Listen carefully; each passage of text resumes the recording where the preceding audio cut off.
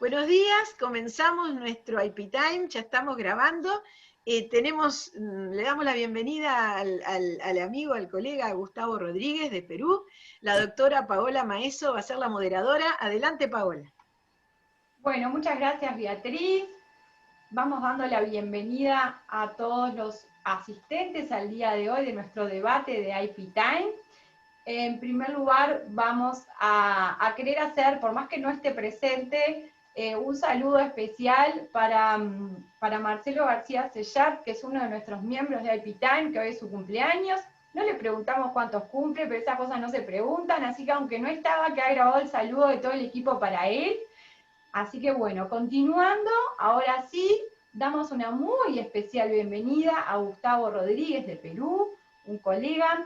Él pertenece a la firma Rodríguez García Consultoría Especializada y hoy además nos contó, antes de que todos ustedes ingresaran, de que es docente no de una, sino creo que como 4. Después Gustavo, ya verán su perfil, universidades, así que tiene un perfil académico muy interesante que obviamente le da un plus valor a lo que es el ejercicio de la actividad profesional.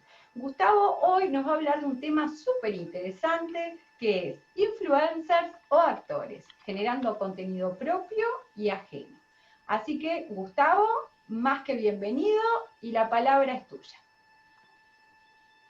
Hola, gracias Paola y un saludo a todos a todos los presentes y por supuesto encantado de estar en IP Time en este espacio tan interesante. Además he venido siguiendo algunas de las charlas, de las conversaciones que algunos colegas y amigos han tenido aquí, así que desde ya encantado de estar aquí y por supuesto saludos a todos y saludo además el emprendimiento, me parece una idea buenísima.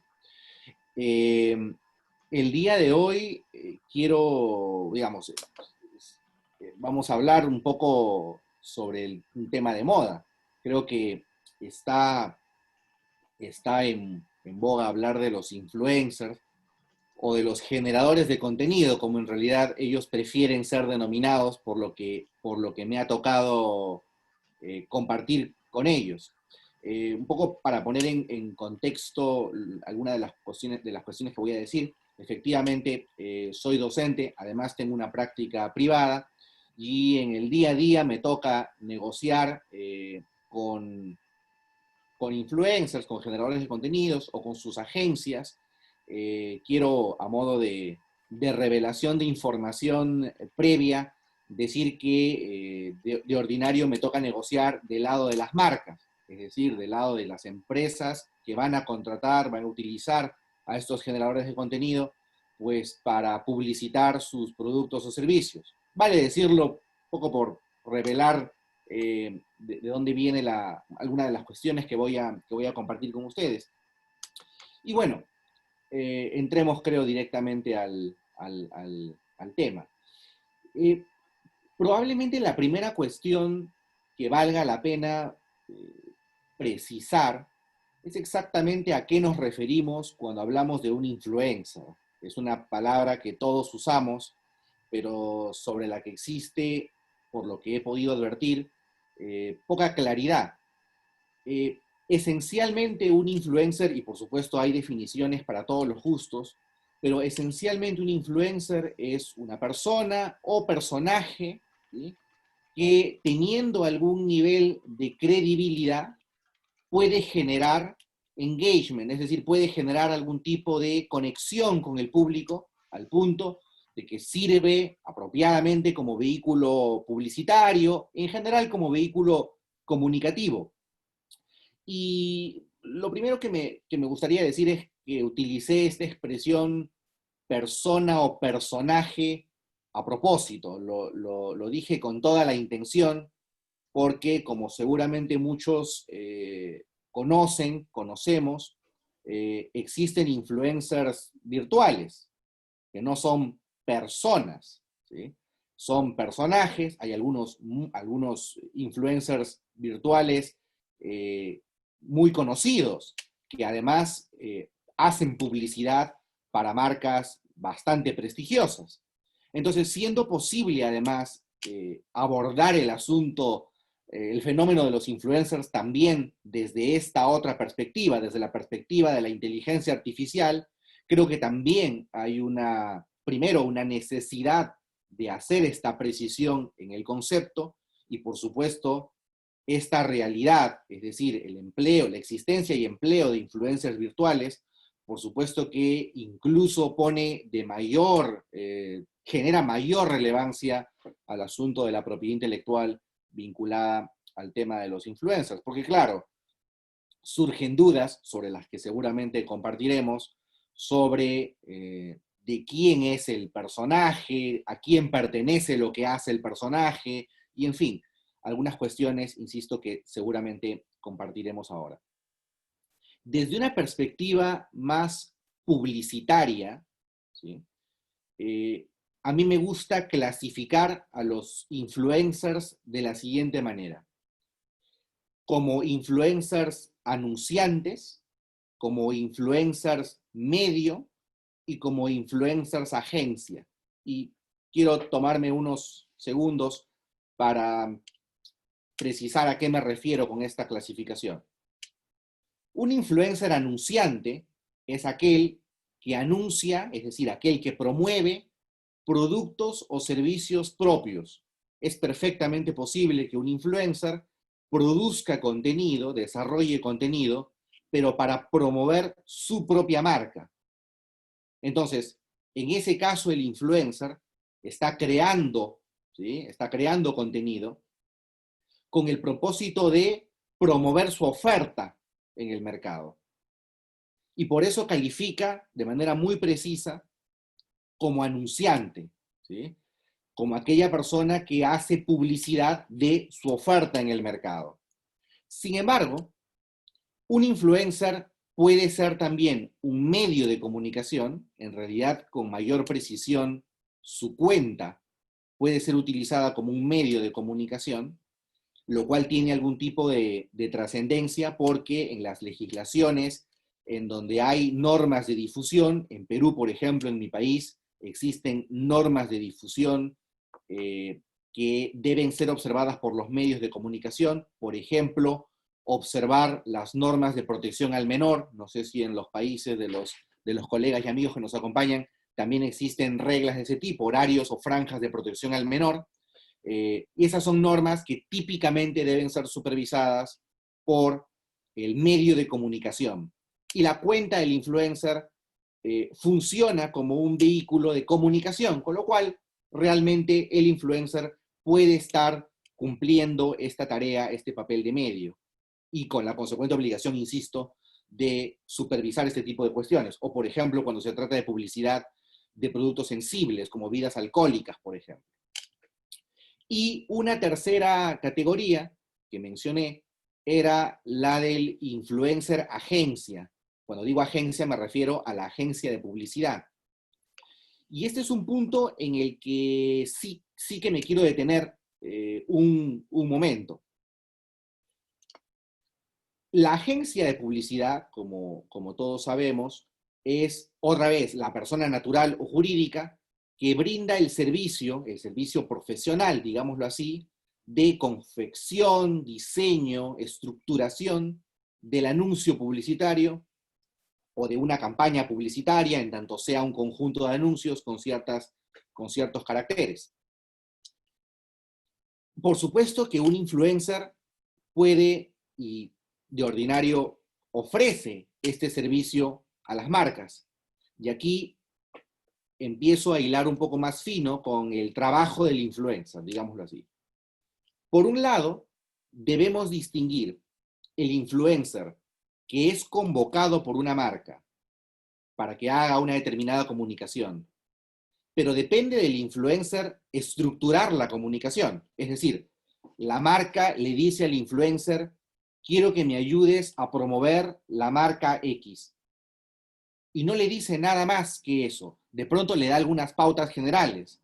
Le dice: quiero que hagas tantas menciones en Instagram.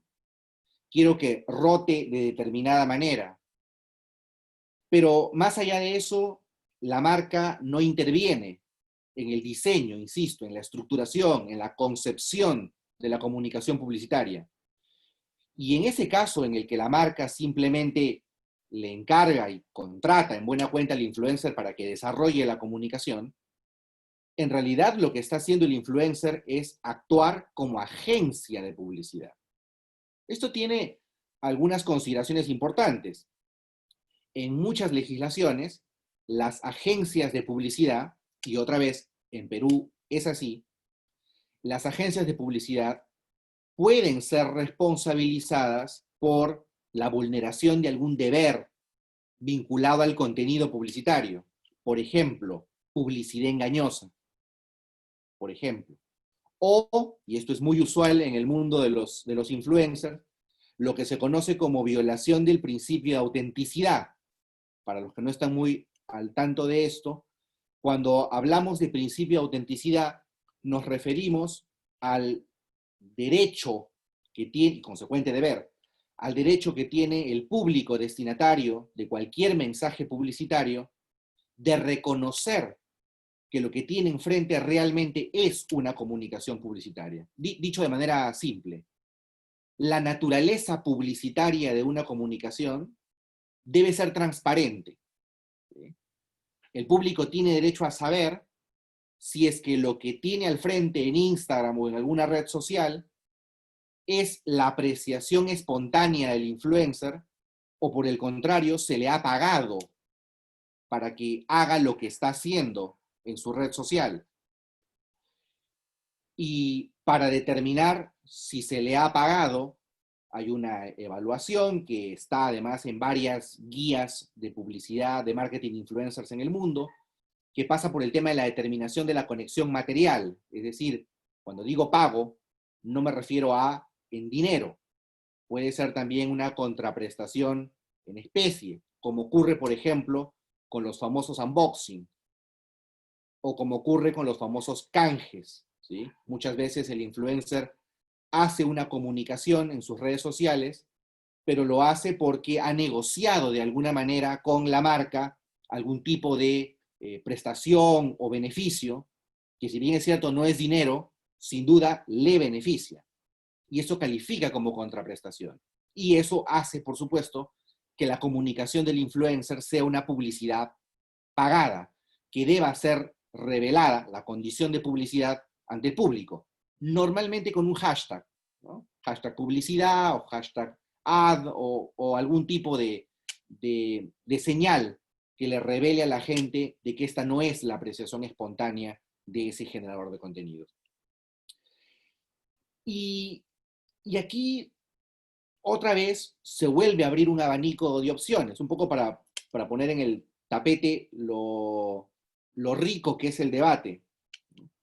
Porque, a ver, en la práctica, ya saliendo un poco de la teoría y entrando a la práctica, yo les digo, en el día a día, cuando en representación de un cliente, de una marca, me toca negociar con un influencer o con su agencia, lo que encontramos es que se exige, es decir, se estipula en el contrato que el influencer va a tener, como regla general, insisto, que seguir un guión.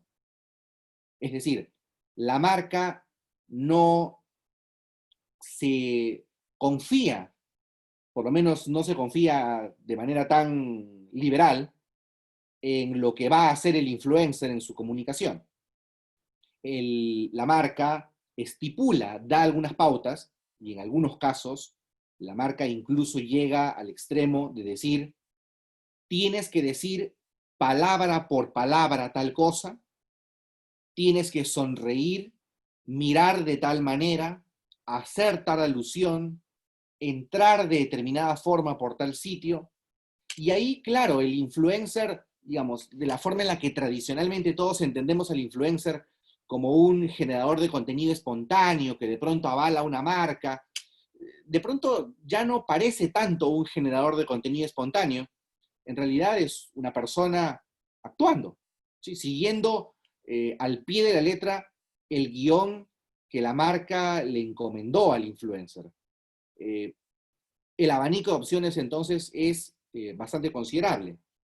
El contenido producido por el influencer, de quién es, quién es el autor del contenido, quién es el titular de los derechos de ese contenido. La respuesta espontánea, la respuesta que uno diría es, bueno, si la marca le está pagando al influencer para que haga un contenido, es una suerte de obra por encargo, ¿sí? En cuyo caso, bueno, estará claro que el influencer, que el generador de contenido es el autor o autora, según corresponda, del contenido desarrollado por el propio generador, y por efecto de esta condición de obra por encargo, el titular de los derechos será la marca.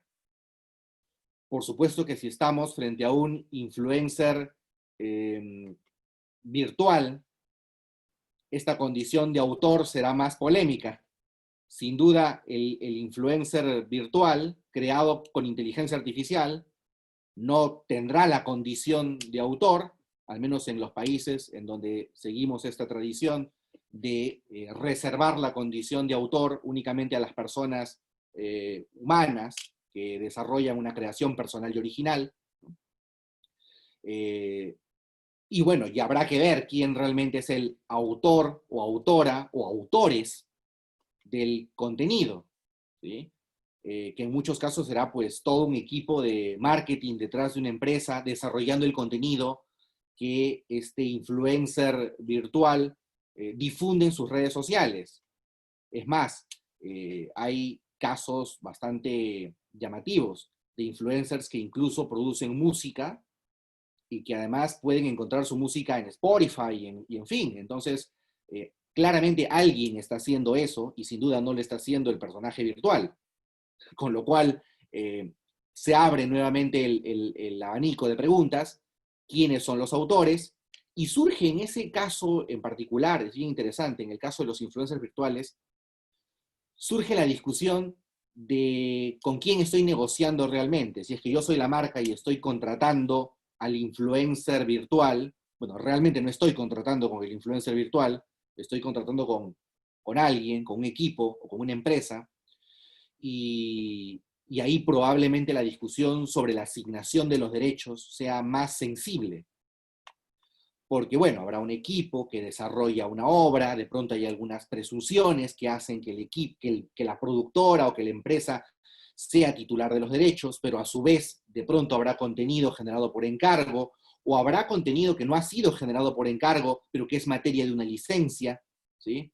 Que eventualmente la marca, y acá, de nuevo, estoy en el pincelazo de temas, estoy yendo un poco rápido, pero para que vean que hay un montón de cuestiones, depende mucho de hasta dónde quiere llegar la marca. Me ha ocurrido que la empresa, que el cliente me dice, bueno, no hay ningún problema, que el influencer haga el contenido, con tal que haga tantas menciones de mi marca. Me ha ocurrido que me dice, no, quiero que el influencer haga tal y tal cosa, pero no hay ningún problema. Soy titular de los derechos, pero se circunscribe la rotación a la cuenta de Instagram, por ejemplo, el influencer. Y me ocurren incluso cosas mucho más sensibles, como por ejemplo, vamos a permitir que el influencer haga el contenido que quiera hacer para promover nuestra marca, pero queremos como marca tener el derecho además a ese contenido, poder utilizarlo en nuestras propias redes sociales, sin conexión con el influencer, de pronto ponerlo en nuestro perfil oficial de Facebook y rotarlo de manera ilimitada. Entonces, allí empiezan a surgir algunas cuestiones más, y por supuesto en el contrato tendrá uno que asegurarse de que efectivamente la empresa, la marca, pues haya asegurado los derechos para poder pues hacer esta difusión y esta comunicación en todos sus canales y por todos los medios y en toda la forma, estando claros, por supuesto, que la condición de autor no la va a tener la empresa, sino el influencer, el generador de contenidos. Toda esta discusión, todo este abanico de opciones ha generado, por lo menos en Perú, no sé si en los países de quienes nos están viendo, por lo menos en Perú abrió un debate respecto de si se necesita una legislación para influencers o para generadores de contenido. Alguien me comentaba el otro día que creo que en Chile, o en Argentina, creo, no sé si estoy diciendo algo preciso, creo que en Argentina fue, que me dijeron que había una discusión sobre este asunto de los influencers y sobre si debía tener algún tipo de regulación particular. Y bueno, esa discusión la tuvimos en Perú desde hace ya algún tiempito, varios meses, y la discusión sigue allí. Mi opinión es que no se necesita ninguna regulación que se ocupe de los influencers. Creo que lo que atañe al contenido protegido por las leyes de propiedad intelectual, pues está perfectamente cubierto por la regulación de propiedad intelectual que existe, y lo que se refiere a la regulación publicitaria está perfectamente cubierto por la Ley de Represión de la Competencia Desleal peruana, que se ocupa de la competencia desleal tanto publicitaria como no publicitaria. Es decir, al final del día, cuando el contenido desarrollado por el influencer califique como una obra publicitaria, pues se regirá por las reglas de propiedad intelectual que correspondan. Y esta mención, esta expresión que he utilizado, obra publicitaria, además abre un nuevo abanico de discusión, un nuevo espacio de discusión allí. Es exactamente una obra publicitaria. En Perú, por ejemplo, tuvimos, la verdad sea dicha, hace una buena cantidad de años, hubo un caso famoso que fue resuelto, bueno, fue un caso iniciado en 1995, para que vean que tiene una buena cantidad de tiempo, y fue un caso resuelto en Perú en el año 2000, si mi memoria no me falla, en donde se discutía precisamente este asunto de la obra publicitaria, y la idea publicitaria, y el concepto publicitario, y la campaña publicitaria, y en dónde reside la protección, si es que acaso cabe, por derechos de autor. Indecopi, que es la agencia de propiedad intelectual peruana, de hecho tuvo mucho cuidado en sus expresiones. A mi juicio tuvo demasiado cuidado, porque al final, vieron, cuando uno tiene mucho cuidado en decir lo que está diciendo, en el ánimo de ser políticamente correcto, termina diciendo nada. Es decir, estamos en la nebulosa. Entonces, al final, como no hay una toma de partido, no hay una apuesta por una definición o por un concepto, termina siendo una cosa bastante vaga, insisto. Y bueno, lo que dijo Indecopi es algo así como, bueno, la idea publicitaria puede ser original, con lo cual podría ser protegida por derecho de autor. Reconocemos que las ideas típicamente no están protegidas por derecho de autor porque no son obras, pero no es lo mismo una idea publicitaria que cualquier idea, porque en la idea publicitaria ya hay cierto desarrollo, pero no hay que confundir cierto desarrollo con mucho desarrollo, que es la expresión de la idea, que ya sería el concepto publicitario y no la idea. Entonces, vieron, al final uno lee la resolución y dice, bueno, no me queda claro cuándo estamos frente a una idea que sí es original y cuándo no, y cuándo es un concepto publicitario, pero no me queda claro tampoco si el concepto ya es la obra o no. Entonces, creo que dejaba muchas cosas allí en la nebulosa, y creo que esa discusión, ese debate sobre cuándo estamos frente a una obra publicitaria, que siendo obra merece protección, calza un poco en el mundo de los generadores de contenidos. Cuando el story que desarrolló el influencer es una obra, en realidad, y no sé si comparten mi opinión, pero mi respuesta natural a esta pregunta siempre ha sido de duda. En general, soy, a juzgar por las historias y lo que suelo ver en el día a día, que estas historias suelen ser lugares comunes, es decir, no suele estar dentro de la valla de originalidad como para hacer una obra protegida.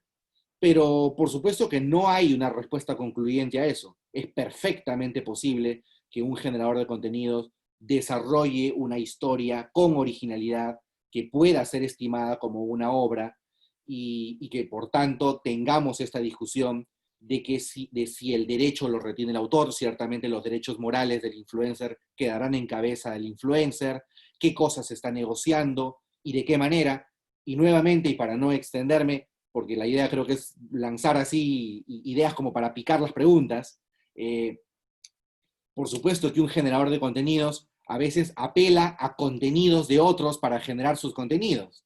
Con lo cual viene el tema de si el generador de contenidos toma fotografías de otros protegidas por derechos de autor eventualmente, o en general obras de otro tipo protegidas por derecho de autor, con lo cual ya se hizo medio quilombo, ¿no? Porque entonces tenemos a un generador de contenidos que toma contenido ajeno, que pueden ser obras protegidas, que desarrollan obras propias a partir o utilizando obras ajenas, pero además en donde la marca negocia sobre ese contenido y eventualmente la marca le pautea el contenido al influenciador, con lo cual, de nuevo, tenemos el tema de, ok, el contenido lo está armando la marca o lo está armando el influencer, o en realidad lo armaron otros y el influencer lo único que está haciendo es apoyarse en los hombros de gigantes, ¿no? Es decir, tomando el conocimiento previo y simplemente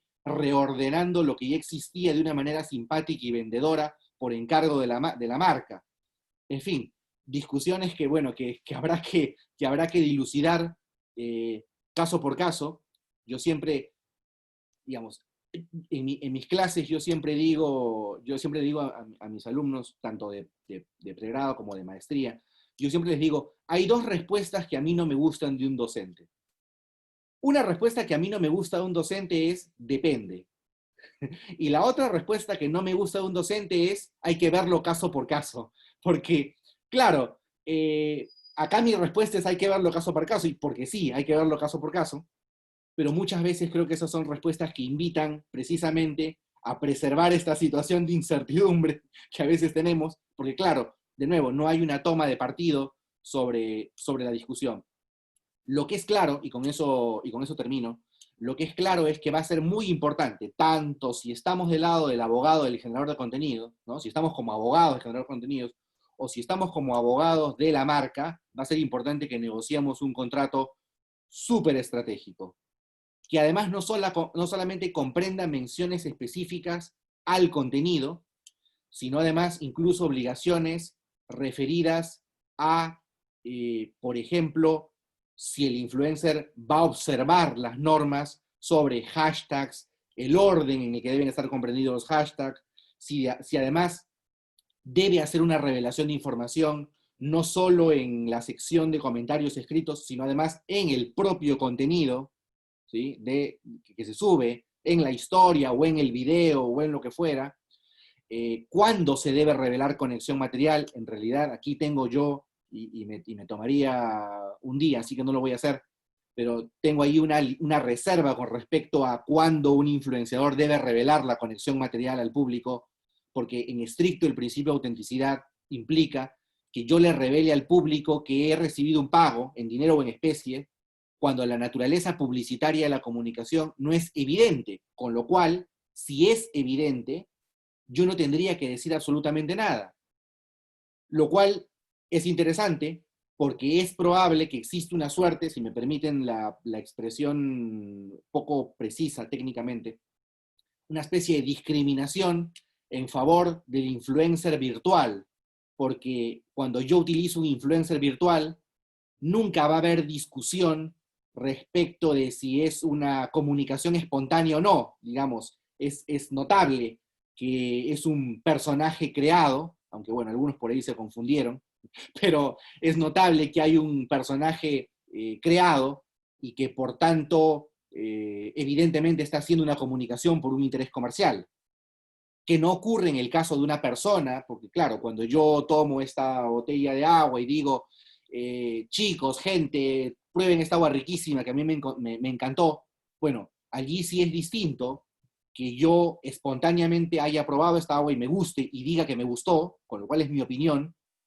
y a mi modo de ver, allí no hay publicidad y no aplica ninguna regla de derecho publicitario, es simplemente el influenciador dando su opinión, o cuando yo, influenciador, realmente recibí una contraprestación, conexión material, con la marca, en cuyo caso sí le tengo que decir al público, por si acaso, a mí estos tipos me pagaron para decir que esta agua es riquísima, ¿no? Ahí la cosa cambia. Entonces, por supuesto, la línea no es tan clara, pero bueno, esas son algunas de las muchas cuestiones que podríamos conversar. En los contratos, insisto, entonces, suelen haber cláusulas sobre propiedad intelectual, y hay muchas otras. Cláusulas, por ejemplo, de aseguramiento de followers reales, no sé si alguno lo ha visto, se suele negociar en los contratos, que se estipula que los seguidores son orgánicos. Porque claro, si es que de pronto sale a la luz que los seguidores son artificiales, eso puede afectar reputacionalmente a la marca. Cláusulas de buena conducta, y hay que ver cómo afecta esto de la cláusula de buena conducta cuando es un influencer virtual. Aquí es bien interesante.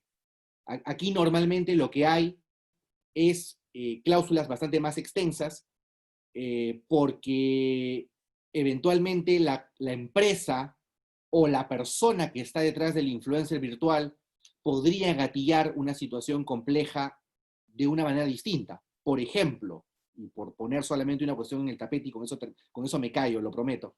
¿Qué pasa, por decirlo así crudamente? ¿Qué pasa si un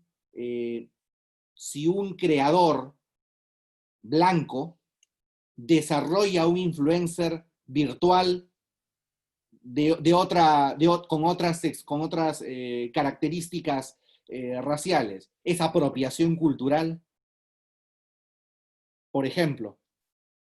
¿Vieron? O sea, tenemos un abanico enorme de cosas como para discutirlas, pero bueno, me pasé media hora lanzando un trillón de temas, pero bueno, creo que la idea es de pronto compartir ideas a propósito de esto. Así que bueno, estoy encantado de poder conversar con todos. Gracias. Bueno, muy bien, Gustavo, muchas gracias, felicitaciones por la exposición. La verdad que yo fui tomando nota, hay un montón de participaciones que ahora vamos a dar lugar de, claro, cuántas aristas tiene este tema. Primero, no quiero dejar de hacer menciones a lo siguiente, y es que mostraste una botella y no pude ver la marca, así que como influencer, Gustavo, ahí mucho, no te veo cobrando bien, o capaz que lo hiciste por gusto para no hacer ningún privilegio especial. Con respecto a lo de la docencia, que hiciste comentarios de 2 frases que no te gusta, aunque a veces haya que recurrir, es que yo creo que justamente, por ejemplo, en Uruguay ocurre que venimos de planes de estudio teóricos. Entonces, ¿qué ocurre? Después de la teoría, cuando nos enfrentamos en la realidad, si no estudiamos casos prácticos, después no valoramos el que realmente es caso a caso. Y paso a lo siguiente, que en realidad en este tema, con todas las aristas que hay, yo en lo personal también soy partidaria de que en realidad una regulación sería ineficiente en este caso. O sea, hay muchas situaciones donde hay un contrato escrito con el influencer, pero hay mucha informalidad también. Hay mucho de canje y solamente mostrar mi marca sin pautas.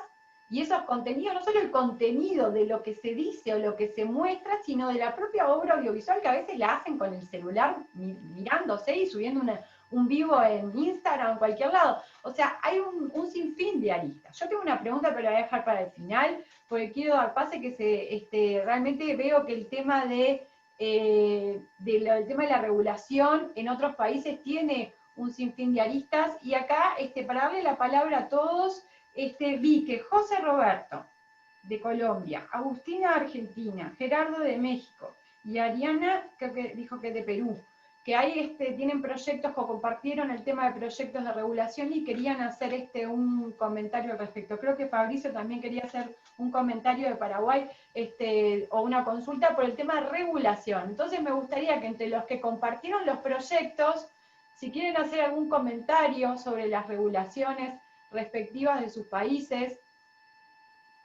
José Roberto, que fuiste el primero que pusiste el tema, ¿estás ahí? Sí. ¿Cómo estás? Ya. Sí, es que quería mostrarles, bueno, muchas gracias, Gustavo, por la exposición. Yo, la verdad, hasta hace poco conocí este proyecto que les mandé por el chat en Colombia. Hace poco se presentó, no sé actualmente en qué estado está, pero comparto también lo que decía Gustavo sobre la necesidad o no de regular este tema, porque yo considero también que hay muchos, pues ya tenemos legislación que puede que ya regula pues precisamente lo que está regulando acá. De pronto son algunos términos los que incluye el proyecto, pero no me parece que deberíamos perder tiempo y desgastar el Congreso, que ya está bien desgastado en otras cosas más importantes que este, porque pues yo viendo el proyecto también veía cosas como, me gustaría leerles algunas disposiciones rápido como estas. Si un anunciante le ha hecho un regalo a un influencer y este lo comparte en sus redes, tiene que especificar quién se lo envió y que fue un regalo, señalando claramente que se lo dio con objeto de promocionarlo. Cosas así o esto, cuando el influencer haga una recomendación de un producto de resultados milagrosos, se deben aportar pruebas de ello. En todo caso, el influencer debe decir qué resultados se pueden obtener con el producto y durante cuánto tiempo se usó. Entonces, pues sí, son temas pues de pronto tan en detalle que yo creo que ya la consecuencia jurídica en cuanto a sanciones, eso ya ya está regulado en cuanto al tema de la publicidad engañosa que acá está regulado en Colombia, temas también de competencia desleal, de protección a la competencia, de competencia desleal. En todo este tema, por ejemplo, me acuerdo, no sé si ustedes conocen, hay una actriz muy famosa colombiana, Amparo Grisales, que fue sancionada por ese tema de publicidad engañosa porque ella había una crema que se llamaba Revertrex y pues decía que era la fuente de la eterna juventud y se comprobó que pues no, pues sí, que los consumidores no tenían esos resultados, algo parecido con lo que pasaba, por ejemplo, con el desodorante Axe, que también sé que en otros países, hasta en India hubo un caso como chistoso que decía que el desodorante no le hacía al usuario conseguir las mujeres que él quería. Entonces, ese tema yo creo que ya estaba y me parece, sí, yo viendo la ley no he visto la regulación en Argentina y en México, pero propiamente este proyecto, en mi opinión, yo creería que sobraría. Obviamente habrá bastantes contradictores, pero sí, quería también, no sé si Gustavo lo conoces, pero quería preguntarte sobre este tema de si definitivamente ves algún punto en donde sí se necesite esa regulación, porque si vamos con también, creo que en estos temas debemos partir con los principios generales, como ha sucedido también en muchas otras ramas en propiedad intelectual, por ejemplo, en derecho de autor, cuando se hicieron los tratados, cuando regularon el tema del derecho de reproducción, que dijeron por cualquier medio conocido por conocerse. Acá en el tema de los influencers, pues acá es un tema de que pues ya estamos en el tema digital, pero eso no quiere decir que las reglas anteriores no se puedan aplicar en muchos casos. También tenemos que aplicar esas reglas como si también estuviéramos viendo en la valla. Sé que pueden haber más participantes en ese ambiente digital, pero no creería que debería existir como una regulación tan detallada en este sentido, porque se desgasta mucho pues el Congreso para algo que yo creo que ya está. Más o menos esa es mi comentario y como mi pregunta para Gustavo. Gracias, José Roberto. Gustavo, ¿querés contestarle a José? Yo diría, estoy de acuerdo. Yo diría que en el fondo hay un problema, ya que no es IP, no es publicidad, en realidad hay una cuestión allí que hace probablemente a la tendencia de nuestros países, que es una tendencia hacia la regulación, es un tema más de política pública. Creo que uno tiene siempre, digamos, nuestros congresos han mostrado esta tendencia a, si hay algo que desconozco, entonces debo producir una regulación que se ocupe de aquello que desconozco.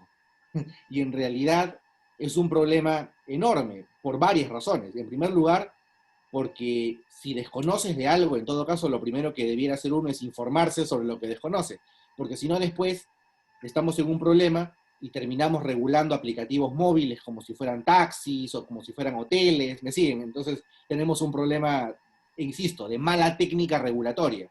Y luego viene el tema de que, claro, como estamos en esta tendencia pro regulación, entonces empezamos a producir normas y no nos damos cuenta que en realidad estamos agregando normas sobre paquetes de normas ya preexistentes y al final termina haciéndose más confuso de lo que debería ser de ordinario.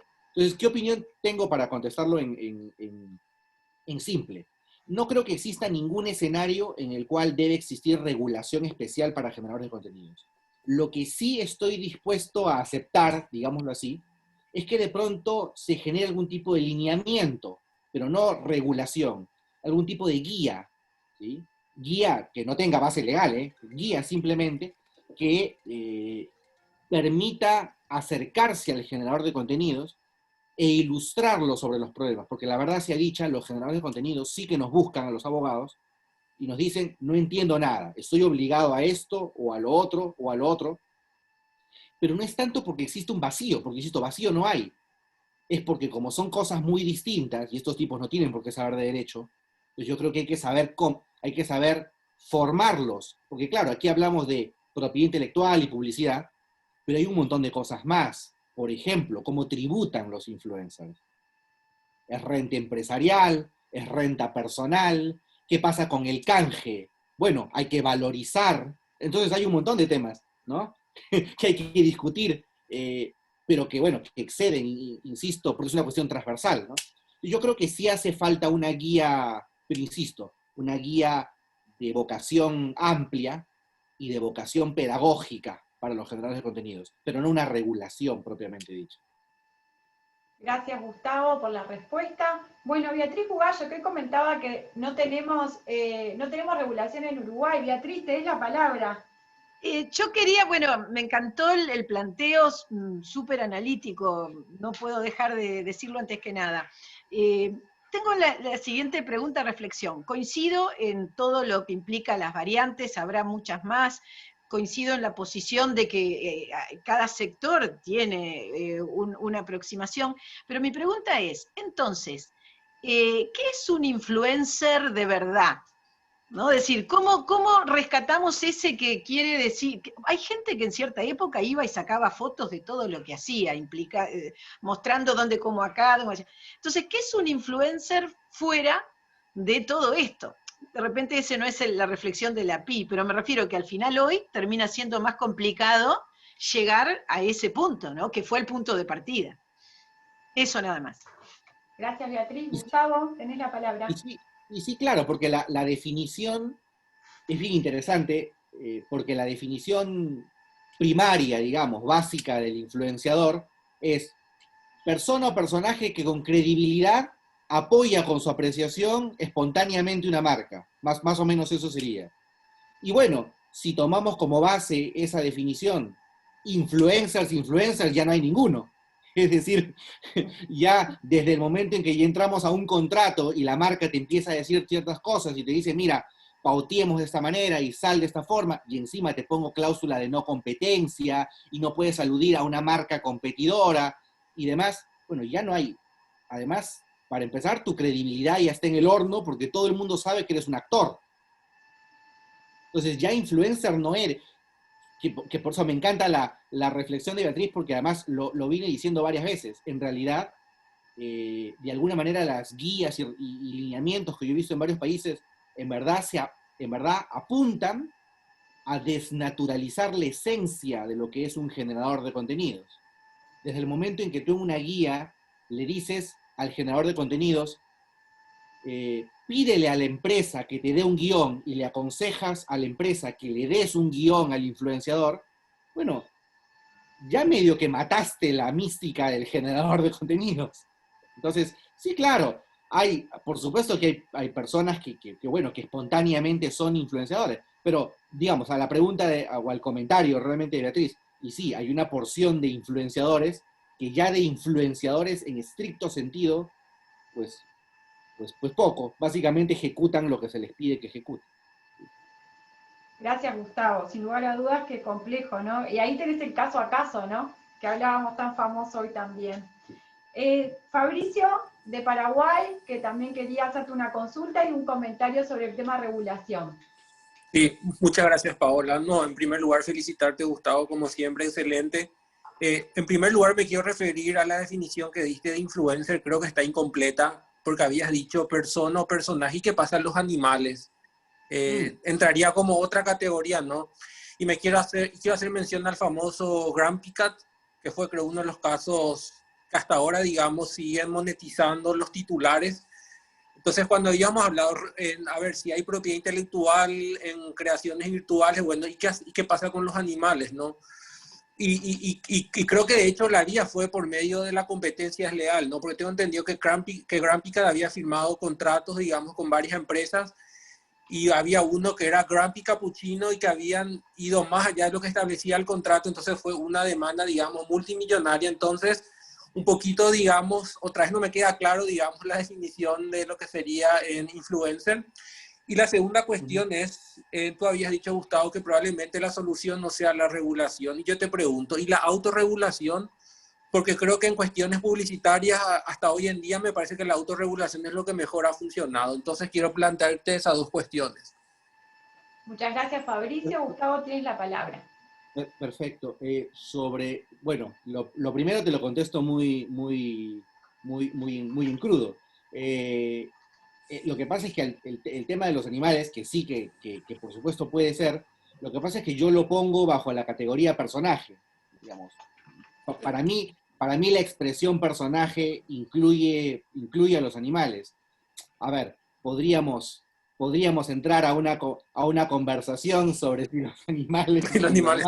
Deberían ser una categoría diferenciada o no, y nos metemos entonces si son objetos, sujeto de derecho, están en el medio, o son objetos que... Pero a ver, nos volvemos todos locos. pero no, en simple es que para mí los animales son personajes. No hay ni merecen una categoría distinta. Lamento si algún animal lover lo estoy agraviando con mi comentario, pero bueno, eso. Y sobre lo segundo que dijiste, que es un asunto interesante, y me obligas a hacer de nuevo, y además tu pregunta es tan interesante que me obliga a hacer una nueva revelación ética. En Perú tenemos CONAR, que es el Consejo Nacional de Autorregulación Publicitaria, que es la vía para dirimir controversias en materia publicitaria en Perú por la vía de autorregulación. O sea, hay dos vías, ¿no?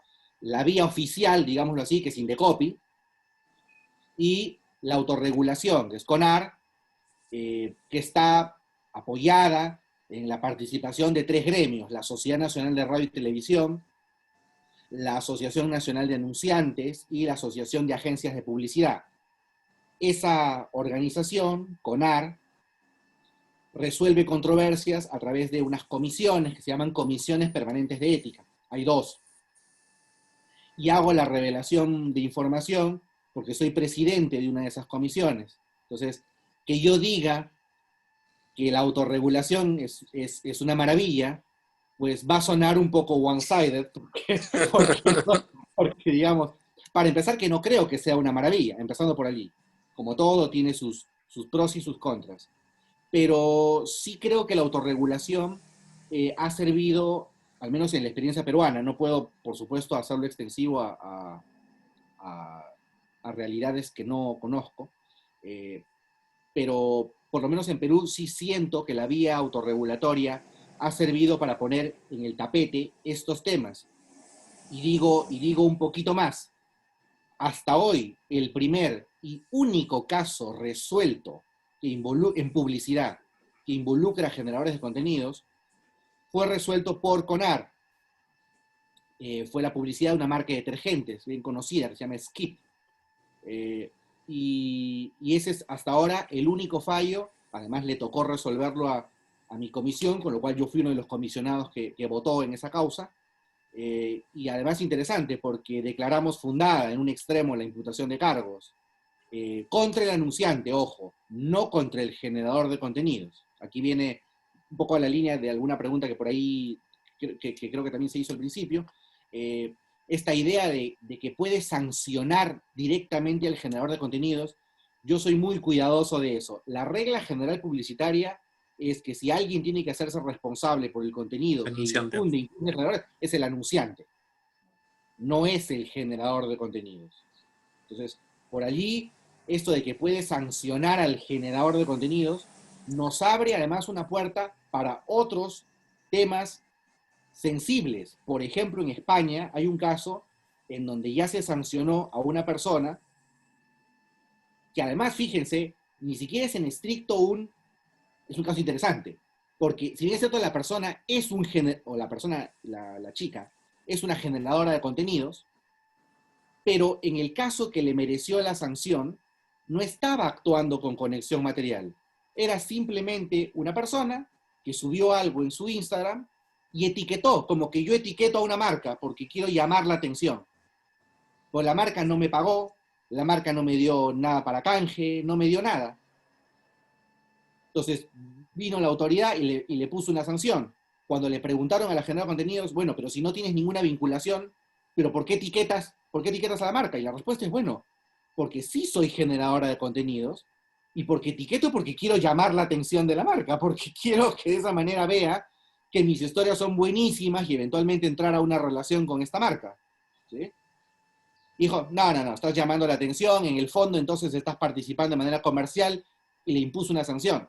Bueno, si es que entramos a ese terreno, entonces yo ahorita puedo merecer sanciones si es que llamo la atención de marcas de manera engañosa y tenemos un problema. Me sancionan a mí por una conexión material que no existe y eventualmente le atribuyen responsabilidad a una marca como anunciante que no es anunciante porque ni siquiera ubicó a ese generador de contenidos. Con lo cual, tenemos una desgracia por todos lados. Gracias, Gustavo. Gracias, Gustavo, por tu respuesta. Le vamos a dar la palabra a Agustina, Argentina, que también nos compartía un proyecto sobre influencers en su país. Agustina. ¿Qué tal? Gustavo, primero muchas gracias por tu clarísima exposición y bueno, a todos los participantes por aportar también sus proyectos. Justo vinculado a lo que acabas de mencionar, creo que acá en alguna medida también se estaba conversando de utilizar la herramienta de socio comercial pago en lo que es Instagram, por lo menos justamente como para blanquear esta relación comercial de las dos partes y que la marca pueda efectivamente dar fe que está trabajando con esa otra parte.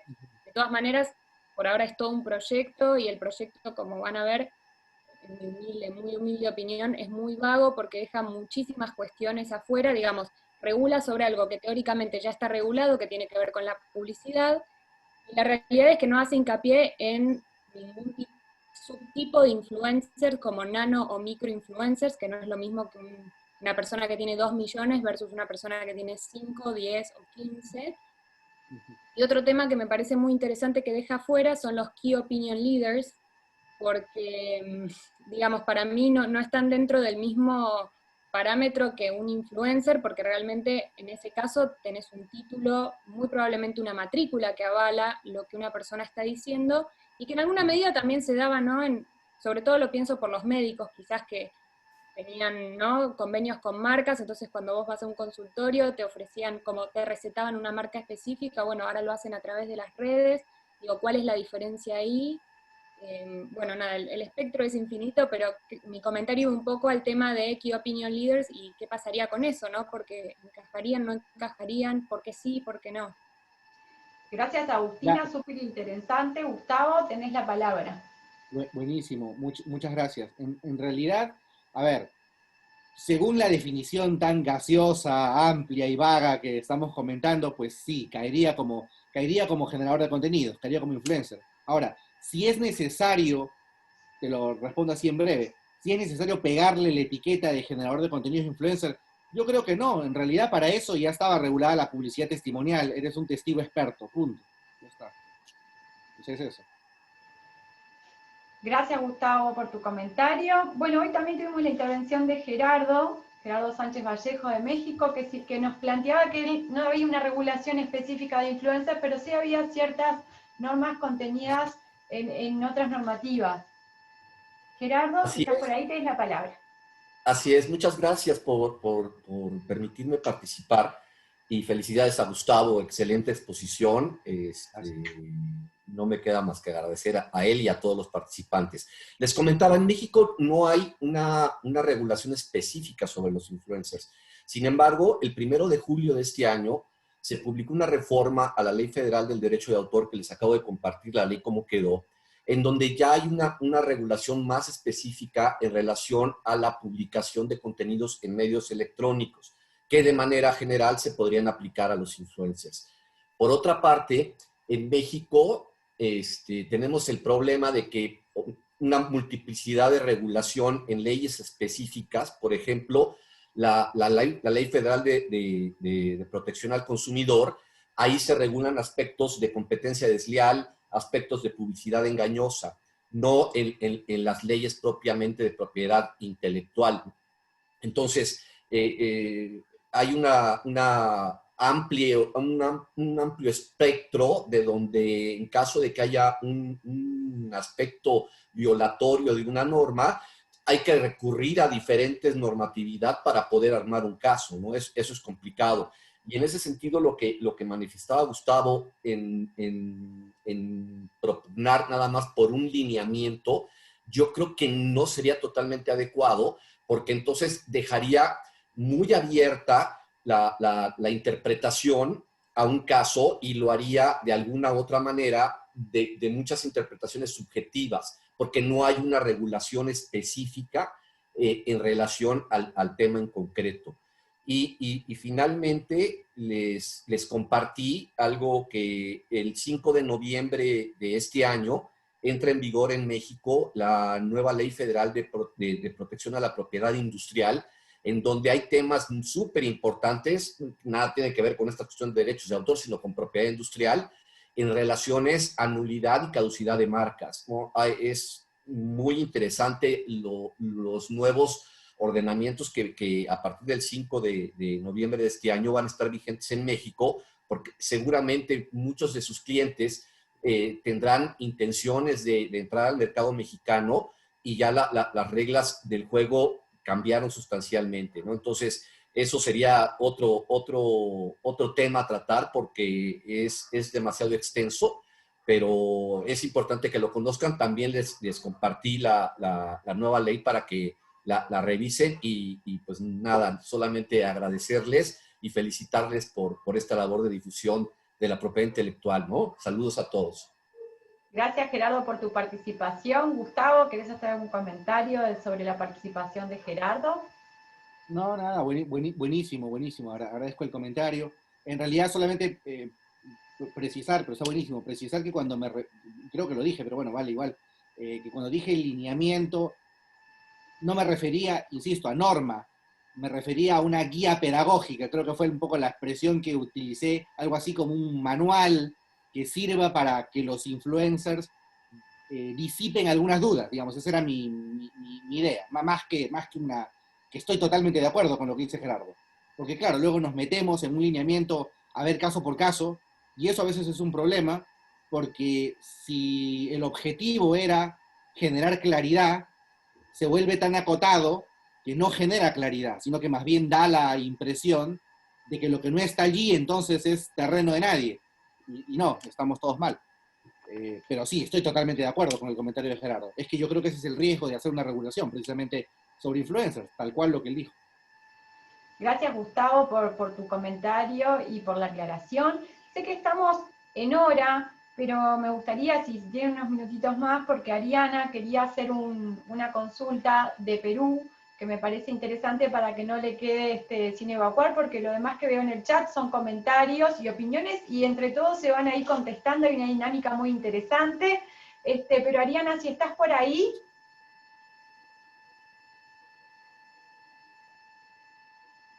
Sí, buenos días. Buen día. Gracias que me pueden confirmar el audio. Hola. Se escucha perfecto, Ariana. Genial. Muchas gracias. La verdad, felicitar a Gustavo por la ponencia. Yo soy Ariana Macías, estudiante de la Universidad de Lima. Justamente yo soy estudiante del profesor Gustavo, Economía y Derecho. Así que es un placer haber escuchado su ponencia. Me pareció muy buena y justamente quería hacer un énfasis respecto a lo que mencionó hace un rato, respecto a los lineamientos, ya pedagógica más o menos, que especificó respecto a lo que debería de establecerse, ¿no? Más que una regulación. Justamente yo lo relacioné con un caso que sucedió en Perú hace poco, con una influencer llamada Vania Torres, una surfista peruana profesional, quien realizó una publicidad mediante Instagram respecto a una marca de maquillaje. En este caso era una crema que era un desmaquillador, y lo que hacía ella era obviamente mostrarse mediante un video cómo es que se estaba retirando el maquillaje y de esta forma realizar publicidad. Ella tuvo un problema en específico porque ella profesionalmente también se desenvuelve como actriz. Entonces ella, al momento de realizar ese post, se estaba quitando un maquillaje que ella había realizado de una persona indígena. Entonces, tras este post, y cómo es que ella se retiraba el maquillaje con esta marca Bioderma, tuvo también muchas críticas de un montón de suscriptores mediante comentarios, mediante directos en Instagram, un montón de mensajes que obviamente no fueron muy agradables porque se transgiversó todo el contenido que ella quería expresar. Eso fue lo que yo puedo interpretar respecto a la ponencia del profesor Gustavo, porque él mencionó la forma en la que se tiene que llegar al consumidor, que me parece muy importante. Y respecto a los lineamientos, también me encuentro conforme con su opinión. Y más que todo, quería poner este caso, porque sé que lo tienen conocimiento porque fue muy hablado aquí en Perú, así que quisiera saber su comentario respecto a ello. Gracias. Muchas gracias, Ariana, por tu participación y por el planteo de tan interesante caso. Gustavo, queremos escuchar tu opinión al respecto. Bueno, a ver, es un caso efectivamente, es un caso que fue bastante reciente y muy difundido. Lo primero que debo, a ver, no me consta cómo es real, digamos, en la realidad, pero sí debo decir, porque hay que decirlo, que la marca Bioderma, sacó un comunicado diciendo, por si acaso, yo no he contratado en ningún momento a esta influencer para que haga lo que hizo. Es decir, efectivamente, la generadora de contenidos se demaquilla utilizando una marca determinada, y bueno, y surge todo el problema. La marca rápidamente deslinda y dice, yo no le he dicho que utilice mi marca para hacer lo que se ha visto allí públicamente.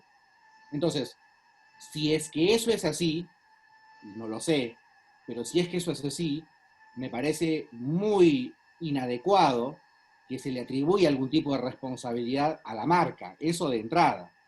Y lo menciono porque hasta donde tengo entendido, Indecopy ha decidido imputar cargos a la marca como anunciante, con lo cual ya estamos un poco en el terreno del caso español que les conté.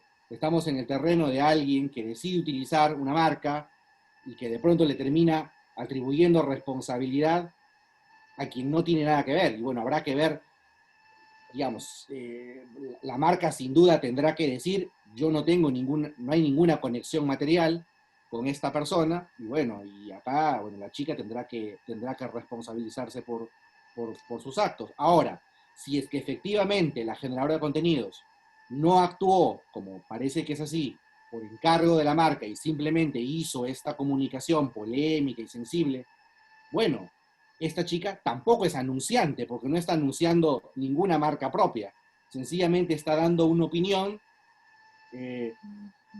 polémica, controvertida. Podrá censurársele, de pronto, no sé, de pronto le incendiarán su casa, pero jurídicamente hablando yo creo que no hay mucho que discutir en el tema.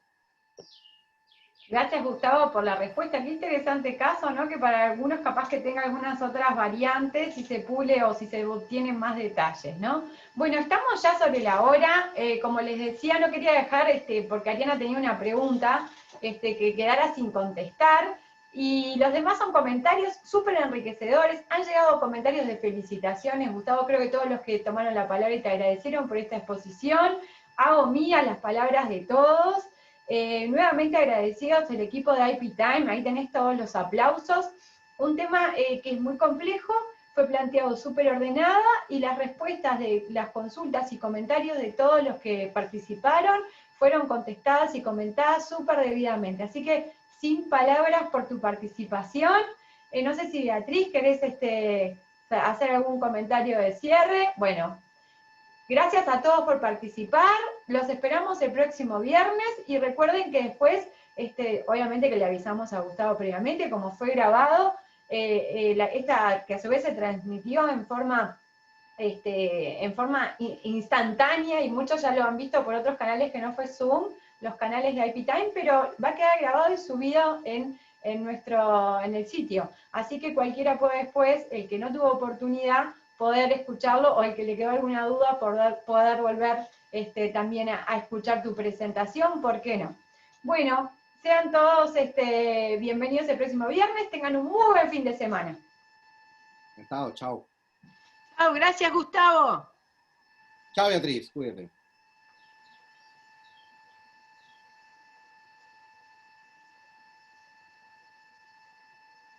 Gracias, hasta luego.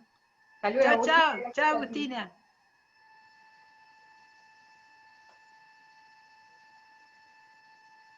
Gracias.